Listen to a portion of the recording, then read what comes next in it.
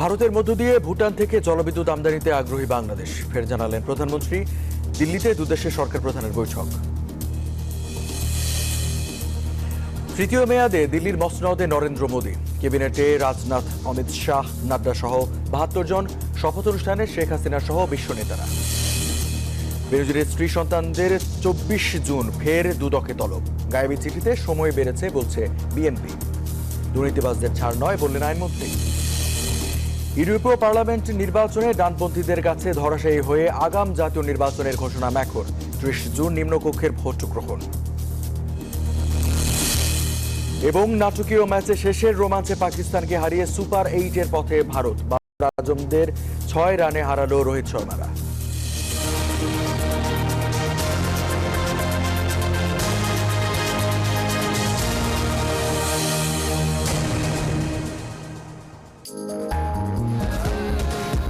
Rainbow Paints, ছড়াও জীবনের রং। স্বাগত জানাচ্ছি নিউজ 24 সকাল ৭টার সংবাদে। সঙ্গে আছে আমি রঞ্জু ইফতেখার। দেখছিলেন ওয়ালটন ননস্টপ মিলিয়নের অফার। সংবাদ শিরোনাম। শব্দের আরেক নাম, একদম ইউনিক স্ট্রাকচারাল ডিজাইনের কসমিক ডোর। এর ওয়াল থিকনেস ও রিপ থিকনেস বেশি থাকায় থেকে 50 বছরেরও বেশি। কসমিক ডোর, নিশ্চিন্তে 50 বছর। এবার বিস্তারিত। প্রধানমন্ত্রী শেখ হাসিনা ভারতের মধ্য দিয়ে ভুটান থেকে জলবিদ্যুৎ আমদানির বিষয়ে বাংলাদেশের আগ্রহের কথা পুনর্ব্যক্ত করেছেন। ভুটানের প্রধানমন্ত্রী দাশো শেরিং তোবগে রবিবার প্রধানমন্ত্রীর সঙ্গে নয়াদিল্লিতে তার আবাসস্থলে সৌজন্য সাক্ষাৎ করতে এলে তিনি এই আগ্রহের কথা জানান। ভুটানের প্রধানমন্ত্রীকে শেখ হাসিনা বলেন, জলবিদ্যুৎ আমদানির জন্য একটি ত্রিপক্ষীয় চুক্তির প্রয়োজন এবং ইতিমধ্যেই ভারতের সঙ্গে বিষয়টি নিয়ে আলোচনা হয়েছে বলে জানান। এ সময় ভুটানের প্রধানমন্ত্রী তার দেশে একটি বার্ন ইউনিট নির্মাণ এবং 1 বছরের জন্য প্রয়োজনীয় ওষুধ দেওয়ার জন্য বাংলাদেশের প্রধানমন্ত্রীকে ধন্যবাদ জানান। এই যে আমার ব্যাংক আরএফএল গ্যাস স্টোভ, এর সায়েন্টিফিক নজল আর ব্রাশ বার্নার তাপকে সমানভাবে ছড়িয়ে খরচ বাঁচায় 25%। আরএফএল গ্যাস স্টোভ নিরাপদ ও গ্যাস সাশ্রয়ী। ৩০০ ফুড গ্রেড স্টেইনলেস স্টিলে তৈরি, যা নিশ্চিত করে জংবিহীন সিঙ্কের আজীবন নিশ্চয়তা। আরএফএল কিচেন সিঙ্ক, স্বাস্থ্যকর কিচেনের চিরস্থায়ী সমাধান। টানা তৃতীয়বারের মতো ভারতের প্রধানমন্ত্রী হিসেবে শপথ নিলেন নরেন্দ্র মোদী। একযোগে শপথ নেন নয়া সরকারের ৭২ জন সদস্য। রবিবার সন্ধ্যায় দিল্লির রাষ্ট্রপতি ভবনের আঙিনায় এই শপথ গ্রহণ অনুষ্ঠিত হয়। এ সময় উপস্থিত ছিলেন প্রধানমন্ত্রী শেখ হাসিনা সহ আমন্ত্রিত প্রতিবেশী কয়েকটি দেশের শীর্ষ নেতা সহ ৮,০০০ অতিথি। ভারতের প্রধানমন্ত্রী হিসেবে শপথ নিয়ে হ্যাট্রিক করলেন নরেন্দ্র মোদী। রোববার সন্ধ্যায় দিল্লির রাইসিনা হিলে খোলা আঙিনায় তাকে শপথ পাঠ করান রাষ্ট্রপতি দ্রৌপদী মুর্মু। নরেন্দ্র দামোদর দাস মোদী। এর মধ্য দিয়ে স্বাধীন ভারতের প্রথম প্রধানমন্ত্রী জওহরলাল নেহরুর টানা 3 বার দেশ শাসনের রেকর্ড স্পর্শ করলেন মোদী। প্রতিবেশী প্রথম ও সাগর ভিশনকে সর্বোচ্চ অগ্রাধিকার দিয়ে শপথ অনুষ্ঠানে আমন্ত্রিত অতিথিদের তালিকায় অটুট থাকল মোদীর এই নীতি। আমন্ত্রিত অতিথি হিসেবে যোগ দেন প্রধানমন্ত্রী শেখ হাসিনা। এছাড়াও অনুষ্ঠানে ছিলেন প্রতিবেশী দেশ ও ভারতীয় মহাসাগরীয় অঞ্চলের আরও 6 দেশের সরকার ও রাষ্ট্রপ্রধানরা। এ সময় মন্ত্রিসভার ৭২ সদস্য একযোগে শপথ নেন। রাজনাথ সিং, অমিত শাহ, নাড্ডা, নীতিন গডকরি, মোদী সরকারের HR সিপাহী এবারও থাকছেন সরকারে। এছাড়াও শিবরাজ সিং চৌহান, নির্মলা সীতারামন, S জয়শঙ্কর সহ ৩০ জন ক্যাবিনেট মন্ত্রী, ৫ জন স্বতন্ত্র দায়িত্বপ্রাপ্ত এবং ৩৬ জন প্রতিমন্ত্রী হিসেবে শপথ নেন। শপথ অনুষ্ঠানকে ঘিরে রাষ্ট্রপতি ভবন রাইসিনা হিলসে 3 স্তরের নিরাপত্তা ব্যবস্থা নেওয়া হয়। দিল্লি পুলিশের সুয়াত এবং NSGর কমান্ডোদের অনুষ্ঠানস্থল ও কৌশলগত অবস্থানের চারপাশে মোতায়েন করা হয়েছে। আসমাতুলি, নিউজ 24। বেনজিরে দেখানো পথেই হাঁটলেন তার স্ত্রী সন্তানরা। অবৈধ সম্পদ অর্জনের অভিযোগে রবিবার দুদকের তলবে হাজির না হয়ে তারাও সময় চাইলেন। দুদক অবশ্য ২৪ জুন তাদের ফের তলব করেছে। তবে বিএনপিপন্থী আইনজীবীদের দাবি, গায়েবী চিঠির ভিত্তিতে বেনজিরের পরিবারকে পার পাওয়ার সুযোগ করে দিচ্ছে দুদক। আর আইনমন্ত্রী বলছেন, স্বাধীন কমিশন হিসেবে দুদক যে কোনো সরকারি কর্মকর্তার বিরুদ্ধে ব্যবস্থা নিতে পারে। সাবেক আইজিপি বেনজির আহমেদের হাজার হাজার কোটি টাকার দুর্নীতির ফেরিস্তি বিভিন্ন মহলে এখন আলোচনার খোরাক জোগাচ্ছে। প্রতিদিনেই বেরিয়ে আসছে ক্ষমতায় থাকাকালে প্রভাব খাটিয়ে বেনজিরের নানা কুকীর্তির গল্প। এমন অবস্থায় গত 6 জুন দুদকের তলব থেকে রেহাই পেতে সময় আবেদন করেন পুলিশের সাবেক এই কর্মকর্তা। এর ঠিক 3 দিন পর রোববার দুদক তলব করেছিল তার স্ত্রী জিশান মির্জা ও 2 মেয়েকে। তারাও একইভাবে সময় চাইলেন। বেনজির এবং তার পরিবার সময়ের আবেদন দিয়েছে। এটা ইটস এ পার্ট অফ অনুসন্ধান, এটা অনুসন্ধানের অংশ বিশেষ। এখন যদি কেউ গায়েবী মন্তব্য করে সেখানে তো আমার বলার কিছু নেই। তবে সময় চেয়ে আবেদনের চিঠি নিয়ে তৈরি হয়েছে ধোঁয়াশা। আদৌ কোনো আইনজীবী আবেদন করেছেন কিনা তা স্পষ্ট নয় বলে অভিযোগ বিএনপিপন্থী এই আইনজীবীর। বলেন, সরকারি মদদে তাকে আড়াল করার চেষ্টা করা হচ্ছে। বেনজির সাহেব বর্তমানে যে দুর্নীতির অর্থনৈতিক লুটপাটের কথা আসছে সেইগুলা আড়াল করার চেষ্টা করছে, সময় ক্ষেপণ করছে, যে কারণে আমরা দেখতে পাচ্ছি না যে আদৌ কোনো আইনজীবী তার পক্ষে সময় চেয়েছিল কিনা, চেয়ে থাকলে কোন গ্রাউন্ডে সময়টা চেয়েছে সেই বিষয় কিন্তু জাতির কাছে স্পষ্ট না। আর আইনমন্ত্রী জানান দুদক স্বাধীন কমিশন হিসেবে কাজ করছে। সরকারি চাকরিজীবীরা দুর্নীতি করলে কোনো রকম ছাড় পাবে না। অগাধ সম্পত্তির মালিক হন তাদের কিন্তু এখন স্বাধীন অ্যান্টি করাপশন কমিশন তদন্ত করে বিচারের আওতায় আনেন। তো সেই ক্ষেত্রে যারা দুর্নীতি করতে অভ্যস্ত তারা বিচারের আওতায় আসবেন। দুদক সরকারি যে কোনো কর্মকর্তার অবৈধ সম্পদের খোঁজ করতে পারে বলেও জানান মন্ত্রী। দ্রুত নিষ্পত্তি করার জন্য। তাসলিম তৌহিদ, নিউজ 24, ঢাকা। 2024-25 অর্থ বছরের প্রস্তাবিত বাজেট প্রত্যাখ্যান করেছে বিএনপি। দলটির মহাসচিব বলেছেন, সরকার ও মাফিয়াদের মাঝে ভাগাভাগির ইজারাপত্র এই বাজেট। যদিও আওয়ামী লীগ সাধারণ সম্পাদক বলেছেন, রাঘব বোয়ালদের লুটপাট বন্ধ করতেই দেয়া হয়েছে এবারের বাজেট। তিনি বলেন, আওয়ামী লীগ আমলে দুর্নীতি করে কেউ পার পায় না। জাতীয় সংসদে বাজেট উত্থাপনের 3 দিন পর এ নিয়ে দলীয় অবস্থান জানাতে সংবাদ সম্মেলন ডাকে বিএনপি। দলটির চেয়ারপারসনের গুলশান কার্যালয়ে সেই সংবাদ সম্মেলনে বিএনপি মহাসচিব ছাড়াও অংশ নেন দলের শীর্ষ পর্যায়ের নেতারা। জনগণের পকেট কাটার দিকেই বেশি মনোযোগ দিয়েছে মাফিয়া সরকার। লিখিত বক্তব্যে মির্জা ফখরুল বলেন, বেনজির আজিজের মতো দুর্নীতিবাজদের সুযোগ দিতেই ঢালাওভাবে এই বাজেট দেওয়া হয়েছে। এই বাজেট বিএনপি প্রত্যাখ্যান করছে। দেশ আজ দেউলিয়াতের দ্বারপ্রান্তে উপনীত হয়েছে। এই বাজেট কল্পনার এক ফানুস। এই বাজেট ফোকলা অর্থনীতির উপর দাঁড়িয়ে আছে। প্রস্তাবিত বাজেট নিজেদের চুরি হালাল করা ধান্দাবাজির বাজেট। এই বাজেটের দেশে অর্থনৈতিকভাবে লুটপাটের পরিকল্পনা করা হয়েছে। আয়ের চেয়ে ব্যয় ধরা হয়েছে অনেক বেশি। রবিবার রাজধানীর বঙ্গবন্ধু এভিনিউ আওয়ামী লীগের এক যৌথ সভা অনুষ্ঠিত হয়। বৈঠক শেষে আওয়ামী লীগ সাধারণ সম্পাদক বলেন, বিএনপি আমলের লুটপাট থেকে দেশকে রক্ষা করেছেন প্রধানমন্ত্রী শেখ হাসিনা। বেগম খালেদা জিয়াও বলেছে সাদা করেন, তাহলে তারা বেগম খালেদা জিয়া, সাইদুর রহমান এখন মৃত মানুষ, মরহুম বলতে চাই না, তারাও তাহলে দুর্বৃত্ত। এই বাজেটটা করা হয়েছে রাঘব বোয়ালদের লুটপাট বন্ধ করার জন্য। বিএনপি যে লুটপাটের রাজত্ব সৃষ্টি করেছে এবং দেশকে ধ্বংসের দ্বার প্রান্তে নিয়ে গিয়েছিল। বিএনপির আমলে লুটপাটকারীদের বিচার না হওয়ার কথাও স্মরণ করিয়ে দেন সেতুমন্ত্রী ওবায়দুল কাদের। সেই অপরাধের জন্য শাস্তি কি তাদের পেতে হবে না? আরেফিন শাকিল, নিউজ 24, ঢাকা। সহকর্মীর গুলিতে কনস্টেবল মনিরুলের মৃত্যুর ঘটনায় অভিযুক্ত কাউসারকে 7 দিনের রিমান্ডে নিয়েছে পুলিশ। তবে কি কারণে গুলশান বাড়িধারা কূটনৈতিক এলাকায় এমন হত্যাকাণ্ড তা নিয়ে পরিষ্কার নয়। পুলিশ বলছে, কাউসারকে নিয়ে আরও জিজ্ঞাসাবাদ করা হবে। খতিয়ে দেখা হচ্ছে তাদের মধ্যে কোনো বিরোধ ছিল কিনা। এক পুলিশ কনস্টেবলের গুলিতে আরেক পুলিশ কনস্টেবল সহকর্মীর মৃত্যু, তাও আবার গুলশান বাড়িধারার কূটনৈতিক এলাকায়। সিসিটিভির ফুটেজে দেখা যায় শনিবার রাত প্রায় 12:15 ফিলিস্তিন দূতাবাসের সামনে অবস্থিত পুলিশ বুথে কনস্টেবল কাউসার ও মনিরুলের মধ্যে কিছু একটা নিয়ে তর্ক চলছে। এক পর্যায়ে হঠাৎ একটি খাতা ছুঁড়ে মেরে গুলি করে বসে কাউসার। সঙ্গে সঙ্গে মাটিতে লুটিয়ে পড়ে কনস্টেবল মনিরুল ইসলাম। উঠে দাঁড়ানোর চেষ্টা করলে আবারও কয়েক রাউন্ড গুলি করে কাউসার। এ ঘটনায় আহত জাপান অ্যাম্বাসেডরের গাড়ি চালক সাজ্জাদ হোসেনের অবস্থা স্থিতিশীল বলে জানিয়েছে ইউনাইটেড হাসপাতাল। একই সাথে তার চিকিৎসার খরচ পুলিশকে বহন করার দাবি পরিবারের। এই ইউনাইটেড হসপিটালে বিয়ার করার মতন কোনো অ্যাবিলিটি নেই। পেশেন্ট এখন পর্যন্ত স্টেবল আছে, সার্জারি করার পরেই আমরা আসলে বলতে পারবো যে তার ফাইনালি কি হবে। তবে হঠাৎ নিজ সহকর্মীর উপর কেন এমন গুলির ঘটনা, পুলিশ এখনো স্পষ্ট তথ্য দেয়নি। যদিও ধারণা করা হচ্ছে ডিউটিতে প্রায়ই দেরিতে আসায় তাকে কারণ দর্শানোর কাগজ দেখাচ্ছিল মনিরুল। সে সময় ক্ষিপ্ত হয় কাউসার, যা সিসিটিভির ফুটেজও কিছুটা ধারণা দেয়। তবে গুলশান বিভাগের উপ পুলিশ কমিশনার বলছে রিমান্ডে জিজ্ঞাসাবাদে প্রকৃত কারণ বেরিয়ে আসবে।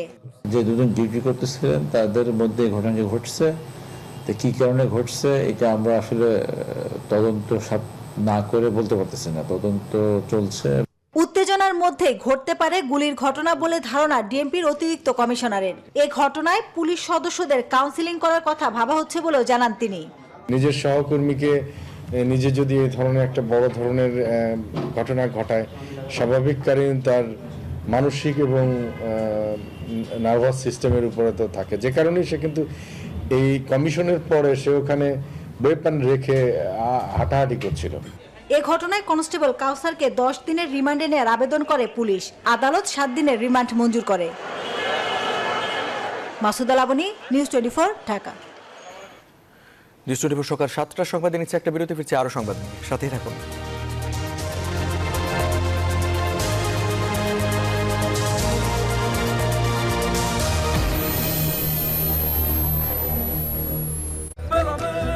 মন ভরা স্বাদে গড়া বেলামে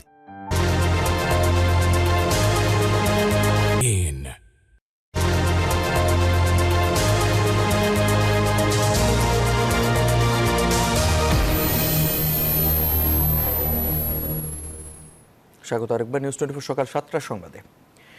এমপি আজিম হত্যায় তল্লাশিতে গিয়ে উদ্ধার হয়েছে বেশ কিছু হাড়। নিউটনের ভাঙরের বাগজোলা খাল থেকে উদ্ধার হওয়া হাড়ের বিষয়ে সিয়ামের দাবি এসব হাড় মৃত সংসদ সদস্য আনারের।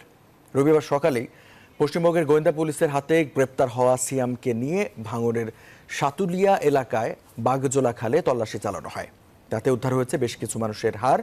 সিয়ামের দাবি এগুলো বাংলাদেশের এমপি আনারের শরীরের হাড়, তবে পরিচয় শনাক্তে ফরেনসিক পরীক্ষা করা হবে। সিয়ামের বিরুদ্ধে 14 দিনের রিমান্ডে পাঠিয়েছে উত্তর 24 পরগনার বারাসাত কোর্ট। তারপরেই গতকাল সকাল থেকে বিভিন্ন জায়গায় তল্লাশি চালানো হচ্ছে। এদিকে এমপি আনার অপহরণ মামলায় আটক ঝিনাইদহ জেলা আওয়ামী লীগের নেতা কামাল আহমেদ বাবুকে জিজ্ঞাসাবাদের জন্য 7 দিনের রিমান্ড মঞ্জুর করেছেন ঢাকার চিফ মেট্রোপলিটন ম্যাজিস্ট্রেট আদালত।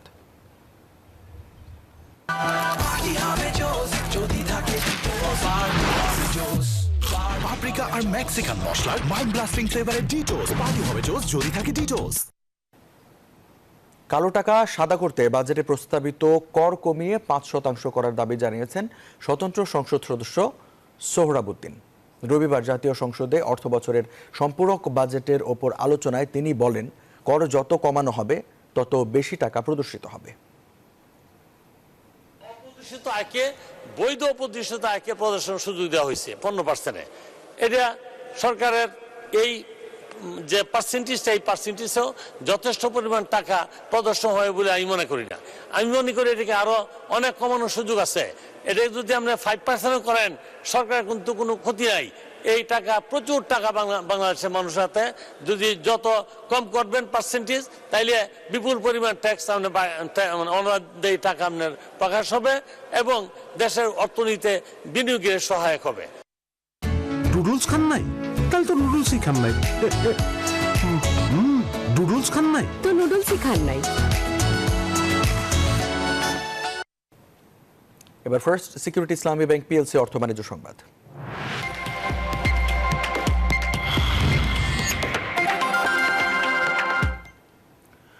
সপ্তাহের প্রথম কর্মদিবসে বড় পতন দেখেছে দেশের পুঁজিবাজার। প্রধান শেয়ার বাজার ঢাকা স্টক এক্সচেঞ্জে শেয়ার দর হারিয়েছে 3 শতাধিক কোম্পানি। এতে কমেছে সব মূল্য সূচক।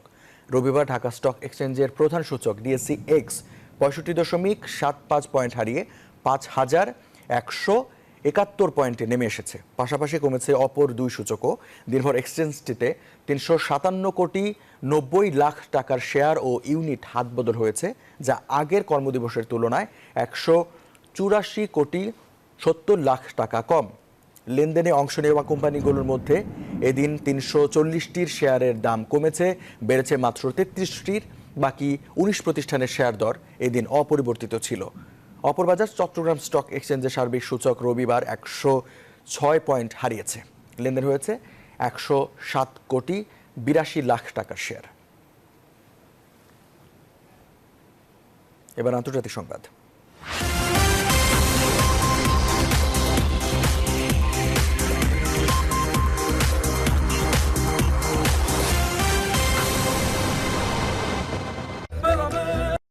নিজ দেশে ইউরোপীয় পার্লামেন্ট নির্বাচনে ডানপন্থীদের কাছে ধরাশায়ী হয়ে আগাম জাতীয় নির্বাচনের ঘোষণা দিলেন ফরাসির প্রেসিডেন্ট ইমানুয়েল ম্যাক্রো।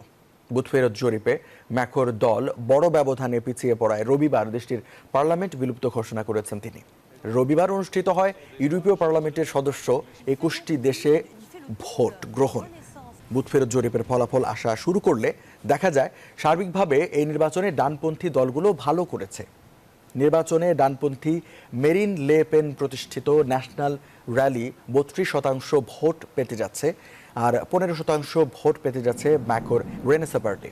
ফরাসি প্রেসিডেন্টের ঘোষণা অনুযায়ী আগামী 30 জুন পার্লামেন্টের নিম্নকক্ষের ভোট গ্রহণ অনুষ্ঠিত হবে, আর দ্বিতীয় ধাপের ভোটের জন্য দিন ধার্য করা হয়েছে আগামী 7 July.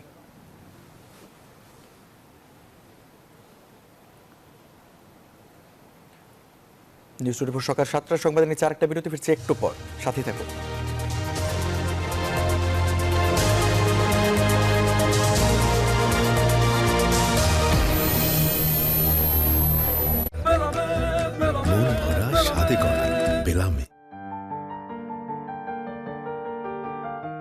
New Zealand Dairy, excellence in quality.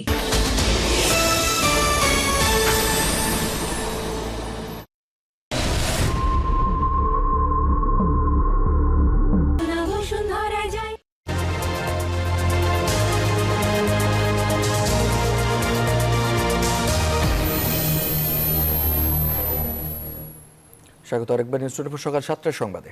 এবার জানাবো খেলার খবর।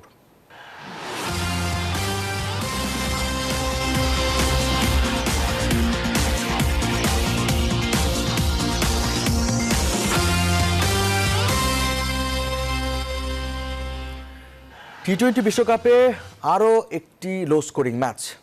চিরপ্রতিদ্বন্দ্বী পাকিস্তানকে 6 রানে হারালো ভারত। এর ফলে সুপার 8-এর পথ আরও একটু পরিষ্কার হলো রোহিতদের সামনে। টস হেরে প্রথমে ব্যাট করে 119 রানে অল আউট হয় ভারত। জবাব দিতে নেমে বুমরা সিরাজদের দুর্দান্ত বোলিংয়ে 7 উইকেটে 113 রানের বেশি তুলতে পারেনি পাকিস্তান।